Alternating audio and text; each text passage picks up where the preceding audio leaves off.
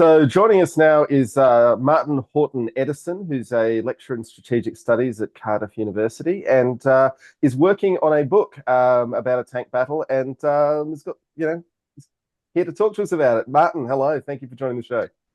Gentlemen, real pleasure. Thank you for having me on. So tell us about this battle you're writing a book about. Oh, right. Okay. So I kind of can't decide on the title of the book, whether I call it the Forgotten Battle or the Battle of whatever, whatever we decide it's going to be called. But essentially, listeners will know that 1918 was the final year of the First World War, that there was a role to play for tanks in that final year, and that probably the Australians, alongside the Canadians, dealt one of the hardest punches right in the middle of German Second Army in and around the Somme Valley.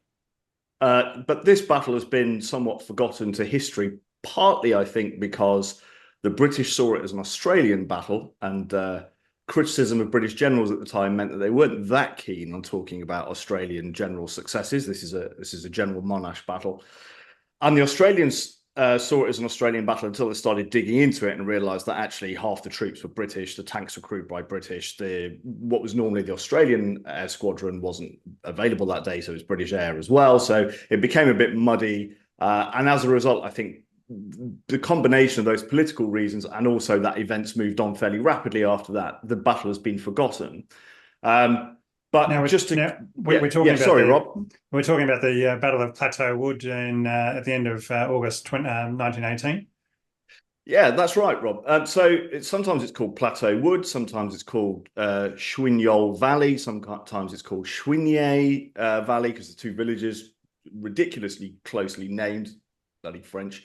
And sometimes it's called Eurleville Woods, sometimes it's called Eurleville, and sometimes it's just described as east of Proyart or before Peronne. So it suffers from a lack of clear nomenclature, and that's partly because the British decided what battles were called sometime after the war, and it sort of slipped through the net. So officially, it's the third battle of the Somme, Battle of Albert, but Albert is way north of the river. And the key thing about this battle is that the Somme at this point, from Amiens to Saint-Quentin, runs west-east or east-west on an almost horizontal plane. And then somewhere sort of 10 miles east of Eurleville, it takes a 90-degree southerly turn. And the Germans, Ludendorff himself, the German commander, said, look, we don't want to be pushed over that southerly turn of the Somme. We're going to hold out as long as we possibly can whilst we fortify our defences on the other side of on the other side of that Great Bend. And at the same time, the British effort moved further north, but Monash, as part of the commander of the Australian Corps, thought, well, hang on a minute, I can sense that the Germans are in trouble here. Maybe if I just give them one hard shove, I can, in fact, find myself on the west bank of that turn of the Somme and make things really difficult for the Second Army at that time of the war. So that's indeed exactly what he decided to do.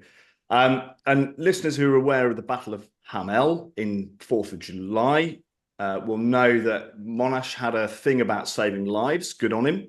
And he also, as an engineer, really liked using machines. And there's a wider debate at this time in the sort of senior political and general circles about whether wars should be won by meat or machines.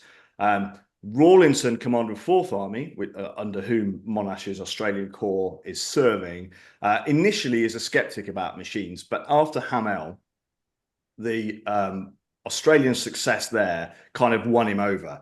And so at Hamel, 4th of July, 1918, 60 tanks, a couple of divisions of Australian troops, with a few companies of Americans, 4th of July, first time Americans had ever fought under foreign generalship, went in on a 90-minute plan. Monash had this 90-minute plan, and it was essentially the first proper combined arms, tactical combined arms operation of the First World War, by which I mean he had aerial resupply of forward line troops. You had artillery using aircraft as spotters. You had tanks, you had infantry, trench mortars, rifle grenades, and bayonets.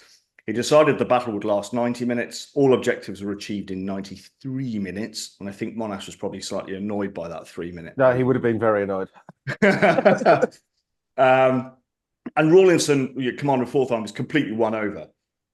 At this point now, there's a pause, and there's some sort of regrouping happens. Haig looks at his map and says, hang on a minute, German spring offensive pushed themselves a little bit too close to Amiens for our liking. And Amiens is this great logistical hub of rail and road, really crucial to the Allies. The Germans were checked in the spring by the Australians at Villers-Bretonneux. And Villers-Bretonneux is on this horizontal Roman road that runs directly underneath that west-east span of the Somme we were talking about earlier. And so they say, right, let's do Hamel again, but on a much grander scale. And initially, the Battle of Amiens, 8th of August 18, is designed as just a big raid. But 600 armoured vehicles of various different descriptions, the entire unified Australian corps, first time the Australian corps had fought as a unified unit on the Western Front, Canadian cousins, and some British divisions, 19 divisions of the BEF, hit the Germans so hard that Ludendorff described it fairly famously as the Black Day of the German army. 30,000 Germans. Australians know that very well, but yeah.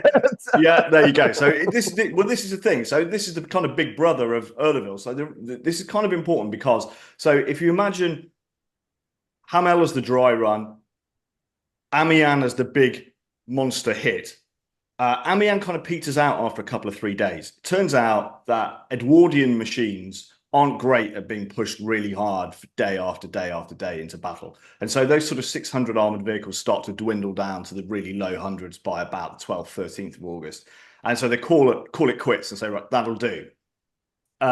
Marshal Foch is like, come on, push on more. The Canadians say to Haig, look, we are done. And Monash says, yeah, we've just got to pause here. So there's this pause. The next thing that appears in the historiography of the First World War, largely south of the Somme, is that the Australians then, screaming like bush rangers, run up Mont Saint-Quentin, take that south bend of the Somme, and that's kind of how the historiography moves on. Problem is, there's a fortnight in the middle there where there's about 12 miles of advance, which kind of gets forgotten, and it's in that Eurleville happens, and it's almost a mirror image of Hamel. So you have kind of Hamel at 60 tanks, Amiens at 600 tanks, and then Eurleville is 36 fighting tanks and a small amount of supply tanks, which are used to bring engineering material and ammunition up to the front. But the Germans have decided that they are going to hold on here. So they've reinforced with several divisions. There's 10 different German battalions in the line south of the Somme. The Australians don't really know what they're going to find. There's no kind of time for excessive reconnoitering and so forth. They're all given 36 hours notice. The 1st Division is brought in. They haven't fought with tanks before. And underneath them, there's a British division, which is why the Aussies don't like talking about this battle very much, who actually take the village of Eurleville. And they are essentially the Salford Pals of 1916 fame, augmented by some really angry Glaswegians. And there's some quite fun tales in the German accounts of this battle of men in skirts running at them and stabbing them with bayonets and things. Really quite gruesome. From hell. Yep. Yeah, that's exactly it. Exactly it. In fact, the German Air Force, when you look at their accounts, say we know they don't have a word for kilt in German, so it translates as short skirt. So reading the accounts of these men in short skirts advancing over there, it's quite amusing in itself. So we have this battle. Now, in the middle of the battle, so here's the key thing. The reason the Germans decide to hold out here is that the Somme has a number of tributary valleys. And the Chouinier Valley, at the top of which is Chouinier, the village, at the bottom of which is Eurleville, is the largest dry valley south of the Somme, anywhere between Amiens and that big turn in the bend at Peronne-Saint-Quentin. So the Germans fortify this valley. It's heavily wooded on both sides. They bring in hundreds of machine guns. There's no time to really entrench, but what they do is link up shell scrapes, deploy existing old French trench networks, whatever they can do to kind of reinforce this. And they bring forward field artillery and horizontal depression with the expectation that tanks are going to come. And they also work out that Minenwerfers or mortars fired on the horizontal are also pretty effective anti-tank weapons. That's interesting. I hadn't heard that before. Go for it. Sorry, you've not heard. Yeah, well, this is all new, you see. This is the problem with forgetting battles. The other thing is that some experimental heavy machine guns with armor-piercing ammunition are brought forward as well, and they lay out lanes where they expect tanks to come to put anti-tank mines in. They never arrive because of the logistical problems that the Germans are experiencing at this time, but they do manage to put wild boar traps in the woods.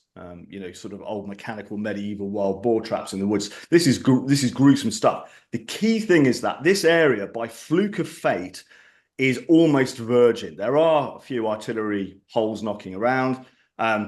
East of the valley is the old French battlefields of the Somme 1916. West of it is this great sloping plateau that runs to the dry riverbed. And that dry riverbed, by the way, in 1940, the Wehrmacht bring their tanks down said dry riverbed to take Eurleville, and there's a battle there, and that's another book. But at this time, you've got this big, long, sloping piece of ground, almost unmolested by artillery fire, and Monash says this is tank country. This is exactly what we need. We've got dwindling tank resources, but now is the time to deploy them. So he sends 12 tanks with the 32nd Division in the south, there to get them into Eurleville and east of the town, east of the village, after which a couple are to stay around while they dig in, and the rest are to go further north to help the Aussies. The Aussies themselves from the beginning have got 2 lots of 12 in the kind of middle in the heavily wooded area around the Roman road, and another 12 north of that Roman road between the road and the river to get them onto objectives there as well. So this is all set up to be, you know, this is semi-open warfare. This is semi-open warfare. And in that sense, this is an interesting battle because really it's the first time where, probably the first time where tanks are used where the enemy's dispositions are unknown or relatively unknown. And they've learned the lessons of Hamel. At Hamel, they found that the tanks were too far behind the infantry. At Amiens, that lesson was underscored. So by the time they get to Eurleville, they say tanks and infantry go up together. It's a symbiotic protective relationship. Tanks protect infantry, infantry protect tanks. And so they go in, you know, almost line abreast. It's certainly in the south. They have to wait a little bit for tanks up further north.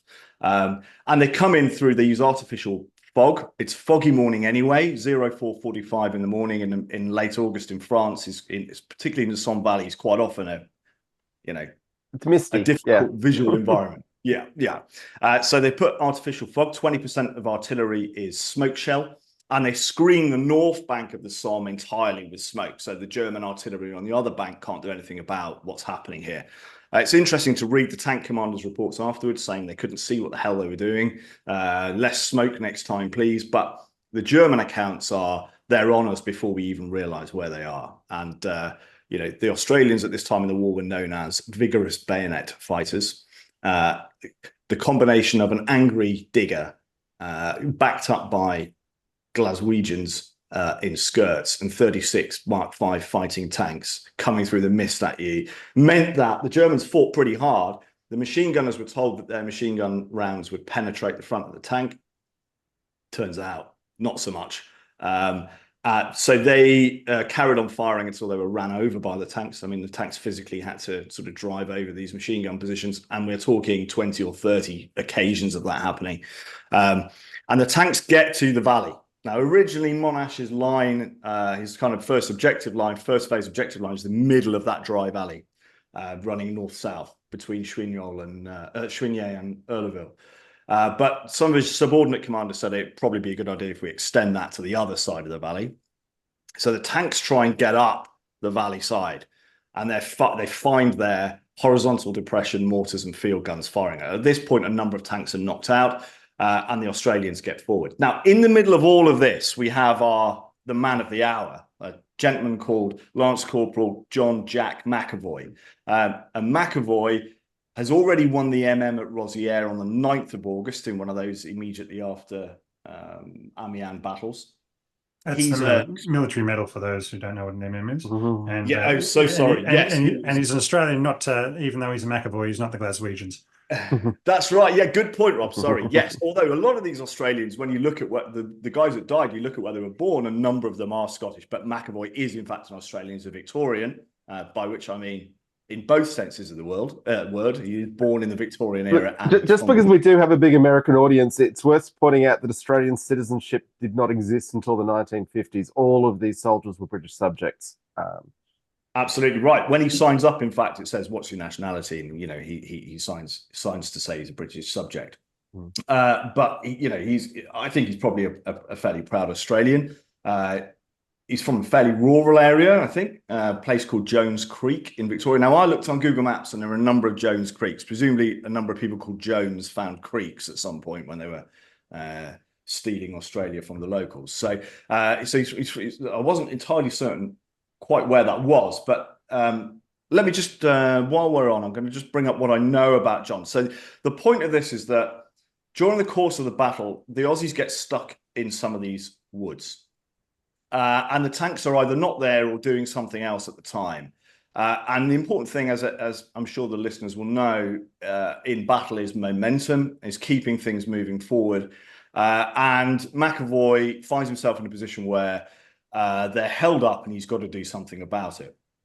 So he's originally slated for the Victoria Cross, which is, in modern parlance, to win the Victoria Cross in these days, you've got to almost be killed doing your act of bravery. It is very difficult to win a Victoria Cross, but McAvoy is originally recommended for it. So I think what I'll do, if it's okay with you chaps, yeah, all right. So in the middle of the whole battle area, there's these heavy woods, as I talked about, and it's absolutely crucial that they're taken because they open the door to getting into and out of this the deepest, more steep parts of this valley.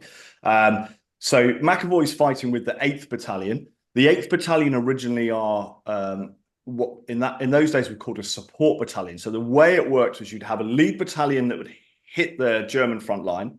Any major obstacles that they found, in order to maintain momentum, they would go round those and leave it for the support battalions to mop up. And then you would have a reserve behind that if things started going wrong or you needed to commit more weight somewhere. So at the original battle plan, the Australian 6th AIF is the lead. They skirt round some of these machine guns and start keeping momentum. But it turns out that the Germans have got bunkers in some of these woods that nobody knew about. Also missing from the historiography, they're actually dug in under the woods in concrete bunkers. As soon as the 6th go past, they pop up. And the 8th find themselves having to deal with these redoubts behind the 6th line. During the course of that, they become held up. And at some point in this time, a gentleman called William Donovan Joint wins his Victoria Cross, which is awarded, originally slated for a Distinguished Conduct Medal, which is 1 down, but he gets upgraded later. More on that in a moment. But so they need to take these positions out. There's not really much tank support. And our man McAvoy, who at Rosières found himself without tanks, found himself in a position where he had to fire his Lewis gun, which is a light machine gun, light by First World War standards. This is a quite crucial point. Right, these are heavy support weapons, but by this time in the war, they're being used essentially as assault rifles. The number of these Lewis guns in sections and platoons had sort of gone up exponentially throughout the course of this part of the war. And McAvoy is a Lewis gunner. So where we are now is, I'll read, in fact, what I'll do, if it's okay with you, is I'll read the citation. How's that? That makes a lot of sense. Sounds good. All right. So, for conspicuous gallantry, skillful leadership, and fearless devotion to duty on the attack on Earleville Wood on the 23rd of August 1918, this non-commissioned officer was in charge of a Lewis gun team. And when the leading battalion suffered heavy casualties, so that was the 6th, the companies diverged, leaving a dangerous gap. Corporal McAvoy, on his own initiative, rushed his Lewis gun and team forward and saved a critical situation. His little party was subjected to an intense fire from enemy machine guns, from trench mortars and direct artillery fire. These are the artillery pieces that were brought in to protect against tanks. So he engaged the machine gun and by accurate shooting, exposing himself fearlessly to do so, put 3 enemy machine guns out of action, stopping the enemy enfilade fire on our line and allowing the advance to continue. Later, he worked forward with his Lewis, because if that wasn't enough, He hasn't just then gone back for a cup of tea or something. He's stayed in the line. And later he works forward again with his Lewis gun, breaking down defensive machine gun posts and rushing a battalion headquarters, an enemy battalion headquarters, taking a large number of prisoners, including the battalion commander. He formed the prisoners up and marched them to the rear under their battalion commander to our own line. Returning again, he went forward, engaging all enemy machine guns that fired on his front, keeping down their firing, allowing our troops to push forward. In Plateau Wood, when a nest of enemy machine guns fought with stiff resistance, he outflanked the party and brought accurate fire to bear with his Lewis gun, killing and wounding a great many and causing the remainder of the garrison of about 40 to surrender. He set a magnificent example of courage, initiative, and dash, and inspired all around him. He continued, and this is a key word here, his superhuman work until seriously wounded by shell fire in the head and arms. Now, at some point, he is then evacuated as a casualty because he's got this, it says shell wound in the citation, but his medical notes say gunshot wound to his right maxilla, which is the upper jaw area.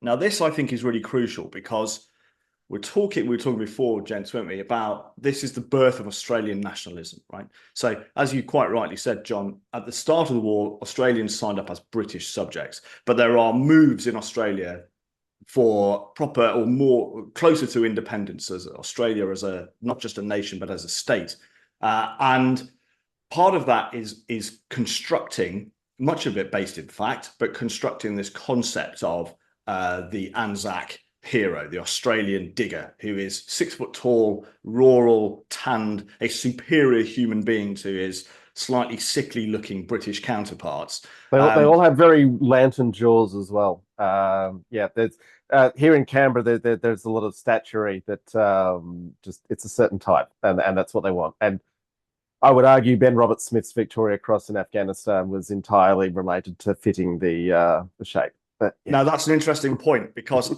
if I can bring up a picture of William Donovan Joint, the two, he and Robert Smith don't look too dissimilar, actually. They both conform to that, right? Whereas a man shot through the top of his jaw, possibly with a brain injury, is going to have... in fact, I was speaking to a doctor at a wedding about this. What fun wedding chat I am, just the other day.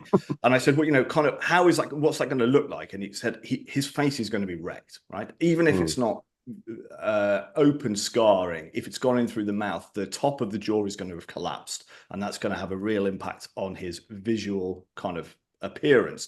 So for that reason, it is my supposition that although he is originally recommended for the Victoria Cross, someone somewhere is thinking about parading these Victoria Cross heroes through the streets of Canberra and Sydney, and questioning whether a man with potential brain injury and facial disfigurement is going to fit in with that image of Australian masculinity or not.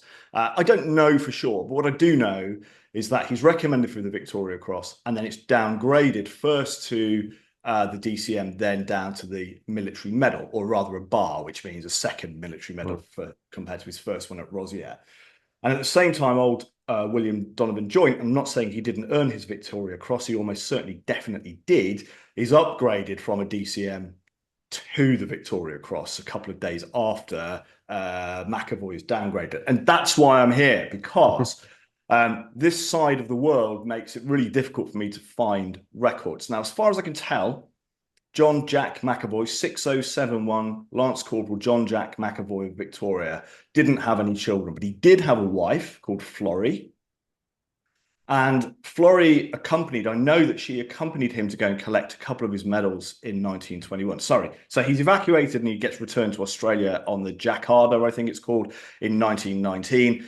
She knows he's been injured. She doesn't know any details, as far as I can tell from the record. So she goes to pick up her lovely husband with his medals and everything from the boat, and finds this man probably quite changed from the man that left in 1916. And she goes with him to collect his medals. So we know they're still kind of knocking around together at that point.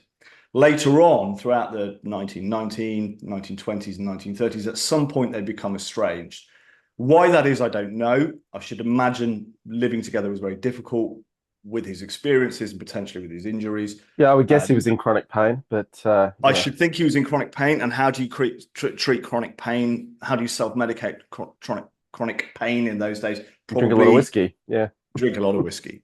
And certainly we know he's at some point in the 1930s, because his brother writes to the War Department or whatever you call it in Australia there and says, do you know where my brother is? He's probably drawing a pension. I'd really like to know where my brother is. And John Jack McAvoy's brother, Arthur McAvoy, is a sergeant in the police. And in fact, before the war, John Jack was a fireman.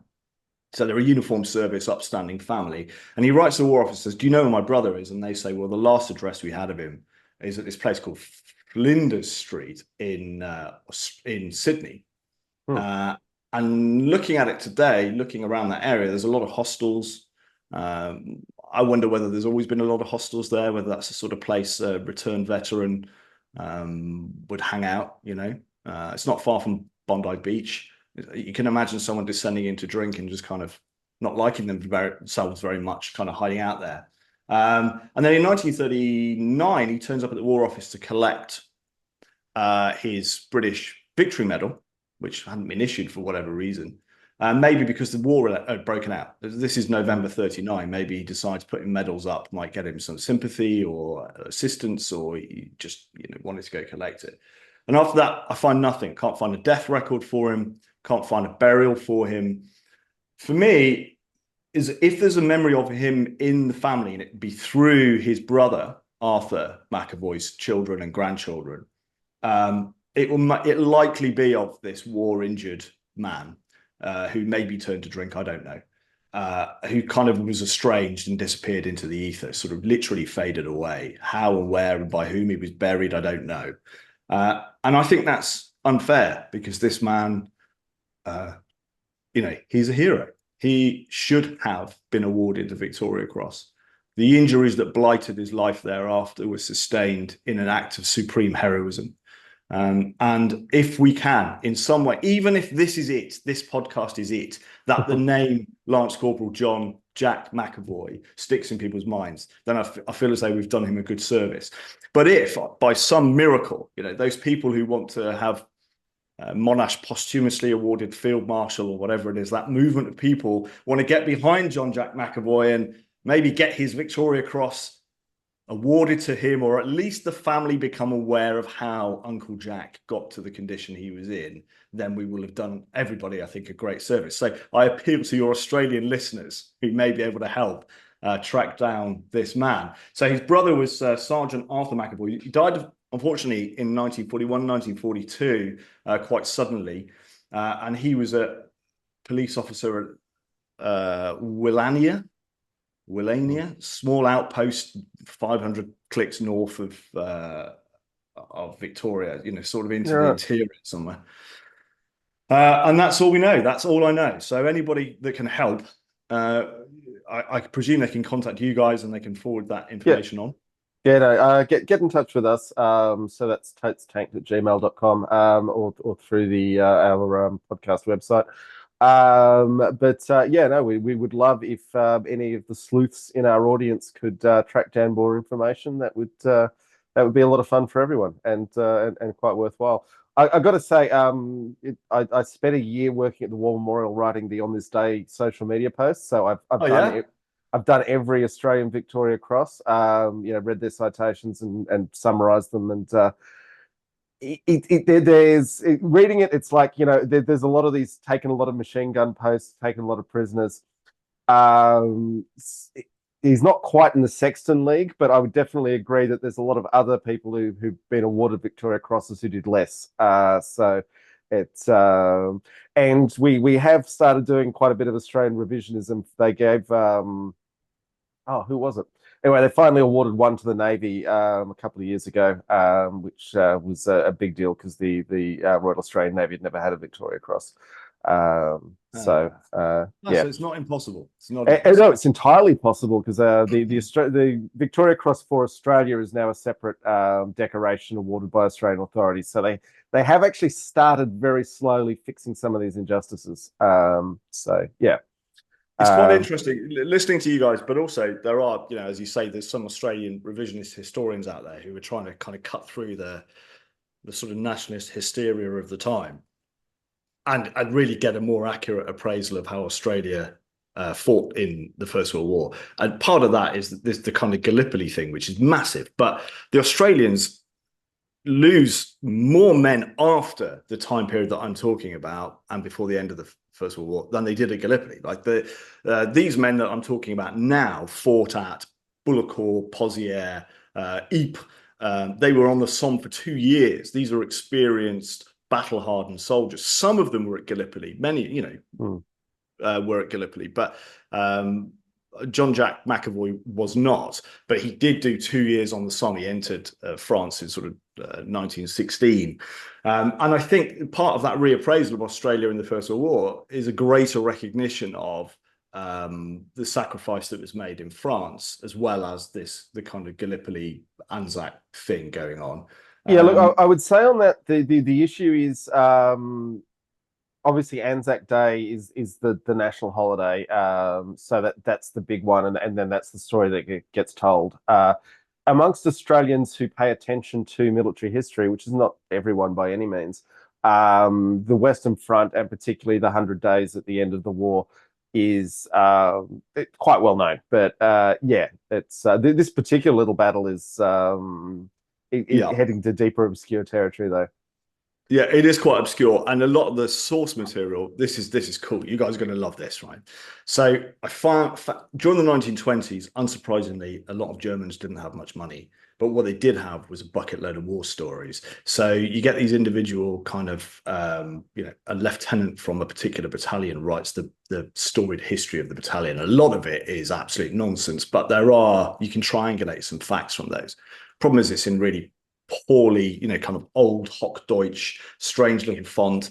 Often they were scanned in the 90s and dumped in a German archive somewhere. Really difficult to read. But AI, you can train it to read the font, can suddenly pick up whole pictures, transcribe and translate it. So I have this battle from 50 different German sources as well as the Allied sources. So it's going to be a real triangulation. And because it was one day, and it's a fairly small, we've got a 7,000-yard front here with 2 divisions up and the Germans in defense, we're going to be able to do this in a great deal of detail down to individual tanks. And final point is that the Mark V tank in Bovington was involved in this battle. It was one of the tanks, the actual one. Yeah, so there you go. And also, in this battle, Ritter von Greim, the future head of the German Luftwaffe, this is the battle at which he claims he destroyed a tank from the air, the first air-to-ground tank destruction. But turns out, not true. Not true. The tank archives don't bear it out. Which is absolutely classic of pilots claiming to have destroyed tanks that they did not. But yeah. yeah. I know. But it's interesting because I guess it kind of drove their determination that they would develop the Stuka and all that kind of thing. But it turned out, not true. Anyway, Rob needs to go. So yeah. I think Rob has just disappeared, but that's okay. We need to wind up, but it's been an absolute delight talking to you, Martin. And we hope that our listeners can find us some more information on this case. It's been a real pleasure to be on the podcast. You guys are my constant companion on long journeys, and I've really enjoyed being on, and I hope I haven't taken up too much of your time. No, it's been lovely. Thank you. Thanks very much.